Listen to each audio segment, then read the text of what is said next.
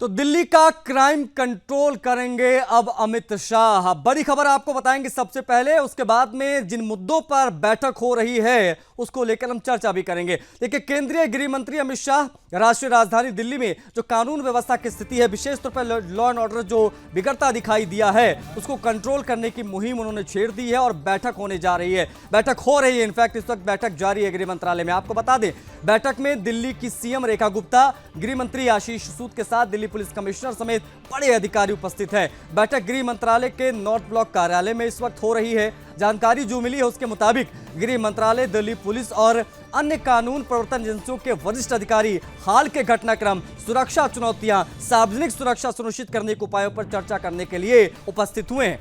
देखिए, बैठक में नवगठित दिल्ली सरकार और दिल्ली पुलिस के बीच समन्वय बढ़ाने की रणनीतियों पर ध्यान केंद्रित करने की उम्मीद है, ताकि पुलिसिंग उपायों को मजबूत किया जा सके और शहर में कानून व्यवस्था के लिए किसी भी उभरते खतरे से निपटा जा सके। इन तमाम पहलुओं पर मंथन जारी है। देखिए, केंद्रीय गृह मंत्री अमित शाह देश भर में सुरक्षा स्थितियों की सक्रिय रूप से निगरानी कर रहे हैं और पहले भी राष्ट्रीय राजधानी के रूप में इसके महत्व को देखते हुए दिल्ली में एक मजबूत कानून प्रवर्तन तंत्र की आवश्यकता पर जोर दिया गया है। तो बैठक जो है वो जारी है। बैठक से जुड़ी जानकारियों के लिए हमारे सहयोगी सौरभ तिवारी हमारे साथ जुड़ रहे हैं, उनसे हम बातचीत करेंगे।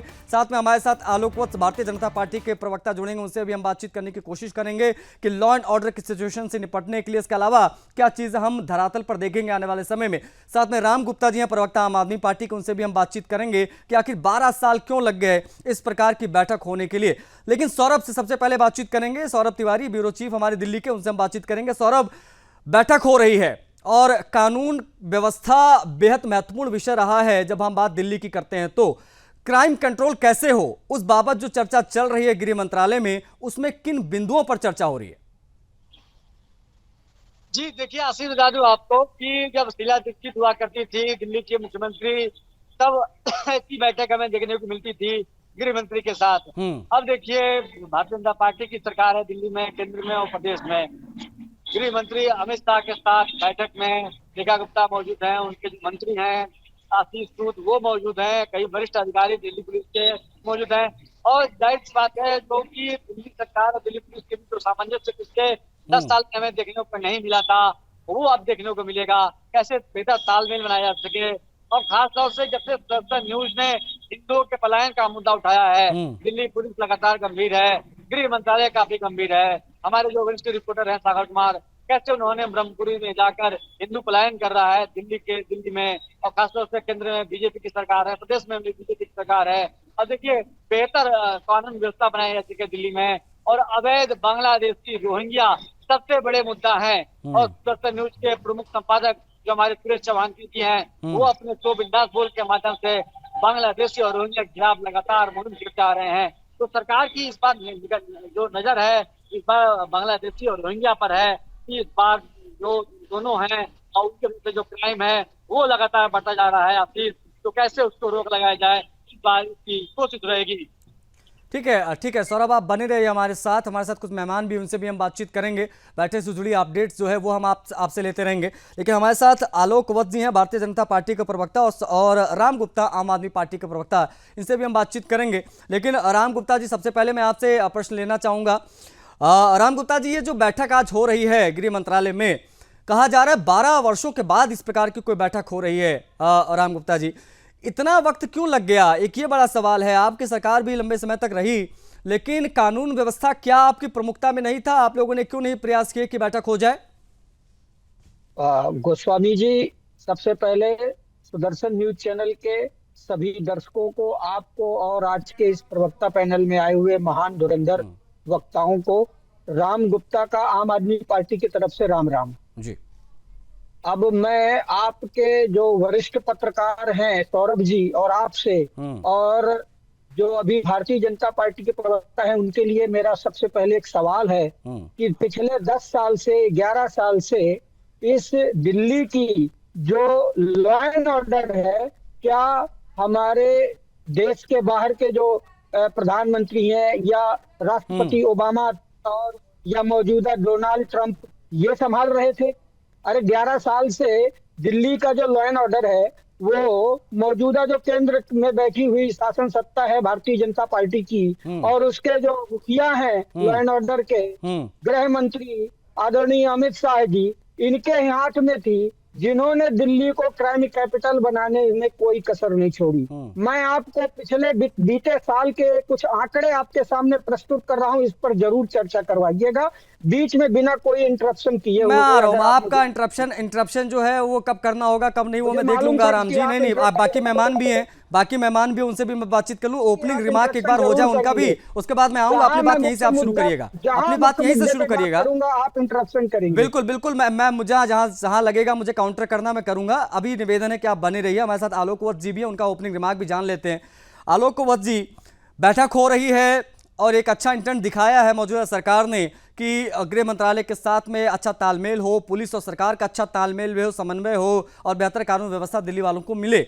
लेकिन इस पर आम आदमी पार्टी से जब हम बातचीत करते हैं तो वो ये कह देते हैं कि कानून व्यवस्था सब कुछ होम मिनिस्ट्री के हाथ में थी, हमारे पास कुछ भी नहीं था, इसलिए स्थिति बनी हुई थी। और अब जब हम बाहर हो गए तो वो लोग अच्छा कोऑर्डिनेट करने लगे। पहले भी हो सकता था लेकिन वो जानबूझकर नहीं करते थे। आलोक जी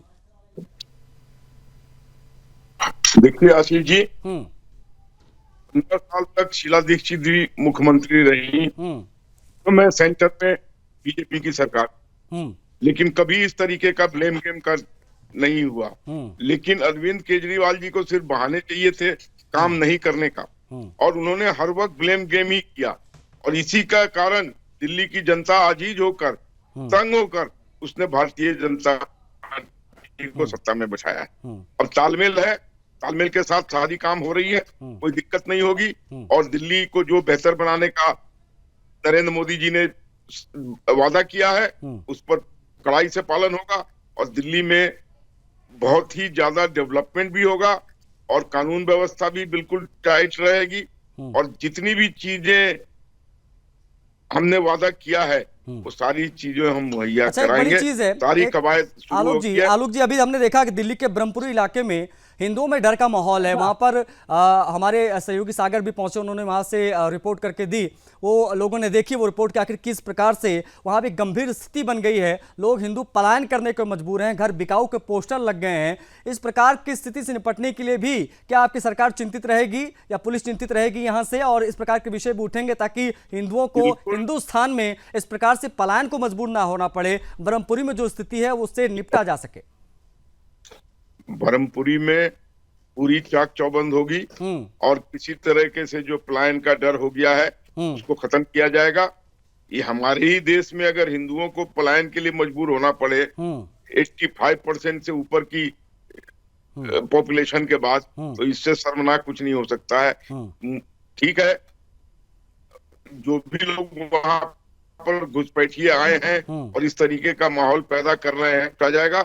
और मैं आपको आश्वासन देता हूं कि वहां से किसी को भी पलायन के लिए मजबूर नहीं होने दिया जाएगा। बिल्कुल बिल्कुल, मंदिर के सामने अगर बहुमंजिला मस्जिद इस प्रकार से खड़ी हो गई है तो ये कैसे खड़ी हो गई, ये भी अपने आप में एक सवाल है। लेकिन हमारे साथ राम गुप्ता जी भी बने हुए हैं। राम गुप्ता जी, मैं चाहूंगा जहां आपने अपनी बात छोड़ी थी वहीं से आप अपनी बात बढ़ाइए, लेकिन इसका जवाब जरूर दीजिएगा कि जब बात आती थी सरकार और पुलिस के बीच में अच्छे तालमेल की, बेहतर समन्वय की, तो वहां पर आप लोग इनिशिएट दिखाते ही नहीं थे, इंटेंट दिखाते ही नहीं थे।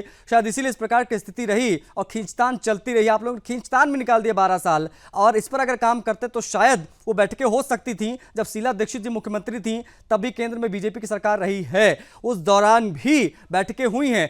आप में ही ये सारा मामला कैसे बिगड़ गया? राम गुप्ता जी, हमारे जो बीजेपी के प्रवक्ता हैं इनसे सिर्फ इतना पूछिए कि लॉ एंड ऑर्डर एलजी साहब संभालते थे या दिल्ली के मुख्यमंत्री संभालते थे? नहीं, कौन संभालता था कौन नहीं, अब राम गुप्ता जी को हम सब जानते हैं, आप लोग हर बार बताते भी हैं। लेकिन यह तालमेल का सवाल पूछा मैंने, वो तालमेल वो तालमेल क्यों नहीं बिठा पाए आप लोग? अरे वो तालमेल बता दीजिए। नहीं, इसलिए मैंने इंटरप्ट किया आपको। राम गुप्ता जी, इंटरप्ट इसलिए किया, Ram Gupta ji interrupt, sorry to interrupt you, मैं माफी के साथ आपको इंटरप्ट कर रहा हूँ। सवाल बस इतना सा है, वो तालमेल पे आइए। अरे प्रवक्ता मैं हूँ, सवाल आपने किया है, जवाब सुन लीजिए। अरे तो मैं काउंटर करने का अधिकार मेरा भाई, आप घूम फिर के वहीं पहुंच जाते हैं ब्लेम गेम पे। मैं सीधा सवाल पूछ रहा हूँ, सीधा जवाब चाहता हूँ, बस इतनी सी बात है। राम गुप्ता जी, वो तालमेल की कमी क्यों थी? अरे वो तालमेल की कमी क्यों थी? तालमेल की कमी क्यों थी? शीला दीक्षित जी जब मुख्यमंत्री थी तो बेहतर तालमेल था केंद्र से। अरविंद केजरीवाल ये मुख्यमंत्री बने, आतिशी जी मुख्यमंत्री बनी, तो तालमेल जो होना चाहिए पुलिस और सरकार का वो कहां गायब हो गया था? गृह मंत्रालय के साथ लॉ एंड ऑर्डर का एलजी साहब को तालमेल बैठाना था, एलजी साहब को बैठाना था, मुख्यमंत्री को नहीं बैठाना था। आपको कहां से एंकर का पद दे दिया? किसने दे दिया? मुझे राम गुप्ता जी किसने पद दे दिया किसने नहीं दिया वो छोड़ दीजिए, 2 लाइन आपको बोलना आता नहीं, आप मुझे कानून बता रहे हैं। अरे आपको 2 लाइन बोलना आता नहीं है राम राम के अलावा, आप क्या बोलेंगे मुझे? आप मुझे एंकरिंग सिखाएंगे? आप मुझे एंकरिंग सिखाएंगे क्या? अगर मैंने तालमेल की बात की तो क्या गलत कहा? कि प्रवक्ता किसने बना दिया आपको? अरे किस चैनल पे बैठते हैं आप? अरे आपको प्रवक्ता किसने बना दिया राम गुप्ता? क्या होता है प्रवक्ता का मतलब? अरे स्पोक्स पर्सन की डिफिनेशन बताइए, प्रवक्ता की परिभाषा बताइए क्या होता है? लिबिर कुछ भी बोलते हैं। अरे कुछ पता है? कुछ पता है? आज दिल्ली में, सुनिए मेरी बात, अरे सुन लीजिए मेरी बात, दिल्ली में अगर मुझसे व्यक्तिगत होंगे तो मैं बख्शियां उधेड़ दूंगा। अभी जानते नहीं आप मुझे। राम गुप्ता आप कहीं बैठने लायक नहीं छोड़ूंगा, मैं फिर बता रहा हूं, बैठने लायक नहीं छोड़ूंगा, प्रॉब्लम हो जाएगी। व्यक्तिगत मत होना। ब्रह्मपुरी में अगर हिंदू पलायन कर रहा है तो उसके पीछे कौन जिम्मेदार है? आपकी सरकार का क्या काम था वहां पर? सिर्फ और सिर्फ शराब घोटाला करने में बिजी थे क्या? शराब घोटाला करने में बिजी थे क्या? सीएजी की रिपोर्ट में आज जब सामने आ रहा है तो चिलचिलाहट मच रही है।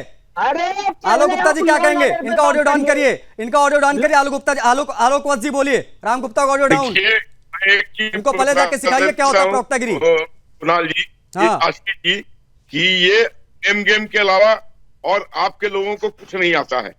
अब मैंने कहा था ना शुरुआती दौर में, मैंने कहा कि 15 साल तक शीला दीक्षित थी, तो कहां इस तरीके नहीं, वो सवाल जब मैं पूछ रहा हूं आलोक वत्स जी, जब वो सवाल मैंने पूछा, मैंने कहा वो जो तालमेल था शीला दीक्षित का और सरकार का, उस समय की तत्कालीन सरकार का, केंद्र सरकार में बीजेपी ही थी, तालमेल बेहतर था। वो तालमेल कहां गायब हो गया जब अरविंद केजरीवाल जी आए? ये सवाल इनको बुरी लग गई, वो कह रहे हैं एंकर किसने बना दिया? अब ये बताएंगे एंकर किसने बना दिया? चश्मा लगा के बैठ गए। ये तो इनकी समझ की बात है। एंकर बनाया है सुदर्शन चैनल ने। अरे भैया, हमने पत्रकारिता की डिग्री ली है, इसमें मास्टर्स किया है। इन्होंने कौन सी डिग्री ली है? पैथोलॉजी की दुकान चलाते बैठ जाते प्रवक्ता बनके। आलोक वत्स जी, नहीं, इनको इस तरीके का व्यक्तिगत नहीं होना चाहिए था। ये गलत बात है। हम किसी चीज पर एग्री करें या ना करें वो बात की बात है, लेकिन हम किसी के साथ व्यक्तिगत नहीं हो सकते। ये शुरू से व्यक्तिगत हो गए थे। ये इनके मन में धारणा है कि ये नहीं बोलने देंगे, क्योंकि जब लॉजिकल बात आएगी उस पर ये लोग नहीं डिबेट कर पाते हैं, ये उससे भागना चाहते हैं। ये अभी तक ब्लेम गेम करके ही ये चले थे, लेकिन उस पर भी जनता को अब विश्वास नहीं हुआ और जनता ने इन्हें सत्ता से उखाड़ फेंका। और आगे भी स्थिति ऐसी रही तो ये दिन बद से बदतर होते चले जाएंगे, शायद की पार्टी लुप्त हो जाएगी।